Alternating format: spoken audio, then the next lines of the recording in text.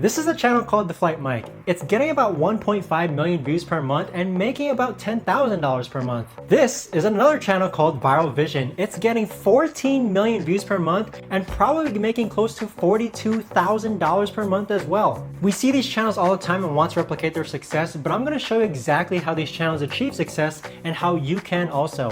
To me, it's as clear as day as to why these channels are working. And trust me when I say that you're going to want to see these 3 strategies that I'm going to be going over so that you can apply them to your very own channel as well. So the first strategy involves trending first, evergreen later. The thing with trending topics is that yes, as we all know, they eventually die. But a common mistake that I see YouTubers doing is that initially when they're starting the growth of their channel, their topics, they're way too evergreen when trending is a lot easier to capitalize on. So think about what's happening in the news or what current events are happening now and see if that topic can apply to your own niche. Viral Vision, for example, they capitalize on the Johnny Depp Amber Heard trial extremely well. Notice how none of their videos are capitalizing on evergreen content. They're focused on what's happening now and what's trending now. And because of what's trending now, it's a lot easier to gain views if you cover that topic. So if within your niche, and I go over this in the YouTube success system, it's a lot easier to grow in a niche where trending news occurs. So if you're in a niche like tech or make money online or luxury, those type of niches I usually opt people to stay away from. And the reason why is because there's not a lot of news that you can capitalize on.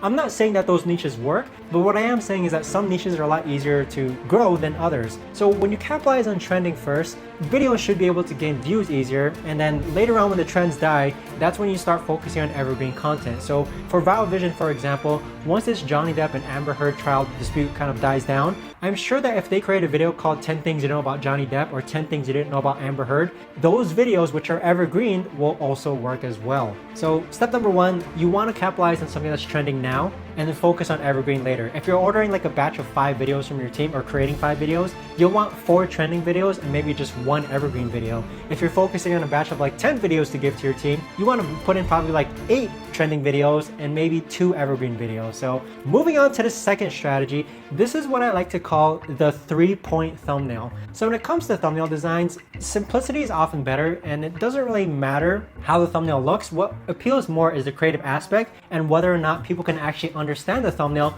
within a split second. So with thumbnails, it really comes down to, I always tell my students this, if I first glance at your thumbnail and there's more than 3 central points, it's too busy. The thumbnail to me, it's too distracting. There's a lot going on. Keep it simple, keep it to 3 points. Looking at thumbnails like this, you can see how these types of thumbnails, there's 3 points here. You'd be surprised that the simpler the thumbnails actually do go viral versus thumbnails that are very well edited. But tying to that though, thumbnails that are poppy, thumbnails that are contrasty, that is a plus, but that should go for every single thumbnail. But the next time you create a thumbnail or the next time you actually look at a thumbnail, think of how many points your eyes are directed towards. Is it 1 point? Is it 2 points? Or is it 3 points? Or is it more than 3 points? Usually when thumbnails have more than 3 points, that's when I consider it's too distracting, leads to a lower CTR. So that's a very common thing that I cover within my YouTube success system and something that I also preach among my students. Now, the last strategy is something that a lot of people just have a hard time grasping, and that's because their mindsets are always focused on SEO. How do I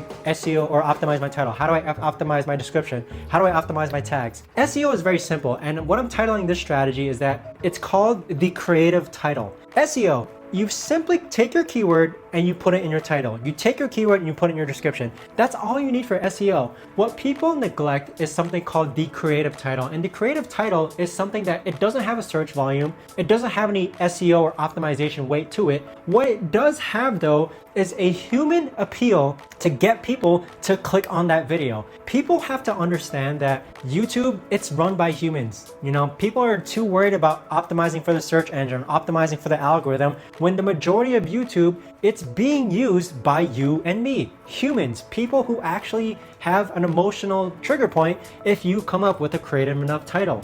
So the next time you create a title, don't worry about SEO optimization, don't worry about keywords, don't worry about search volume, don't worry about the vidIQ score. Put your keyword in the title, and the next thing you do is make your title creative. straightforward as it sounds, you've heard it before. You and I, as YouTubers, we are called content creators. Creators are meant to be creative. So be creative in creating a good title. Create the creative title. The creative title is meant to get people to click on your video. It's meant to trigger people emotionally when they read your title. It's really meant for you to put in that extra time to kind of just simply create a better YouTube title. To simply put it, every time a video goes through the production process on my team, I give them something called the content title, which will be like 10 things you didn't know about Johnny Depp. But once that video is complete, then I'll title the video. I'll have Johnny Depp within the title. What I ultimately come up with is something called the creative title. So it'll be like, you won't believe that Johnny Depp actually does this in real life. So notice how that's a lot more appealing than just 10 things you didn't know about Johnny Depp. But that's the type of extra emphasis that people need to kind of grow their channels initially. And that's something that both